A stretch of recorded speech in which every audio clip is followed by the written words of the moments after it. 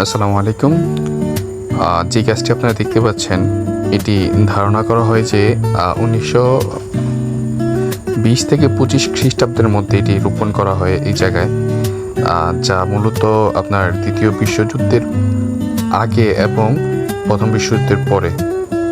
হিসেব করতে গেলে গাছটির বয়স 100 বছর বা তারও বেশি বছরের পুরনো একটি করই গাছ। এটি চাঁদপুর জেলার হাজীগঞ্জ উপজেলার 10 নং দক্ষিণ গন্ধবপুর ইউনিয়ন 4 নং ওয়ার্ড কাশিমপুর সরকারি প্রাথমিক বিদ্যালয়ের মাঠে অবস্থিত। এটি শত বছর ধরে এখানে দাঁড়িয়ে মানুষদেরকে অক্সিজেন, ছায়া, বাতাস এগুলো দিয়ে যাচ্ছে। এর উচ্চতা 8 থেকে 10 ফুট এবং প্রস্থ হিসাব করতে গেলে প্রায় 17 থেকে 20 ফুটের একটি গাছ। এই শাখা প্রশাখা এতই বড় যে পুরো মাঠটাকে এই শাখা প্রশাখা দিয়ে ঘিরে রেখেছে। প্রচণ্ড রোদে যখন মানুষ মাঠে কাজ করে, তারা যখন ক্লান্ত হয়ে যায় তখন তাদের বিশ্রামের জন্য সবাই এই গাছের নিচে এসে বসে এখানে বিশ্রাম করে।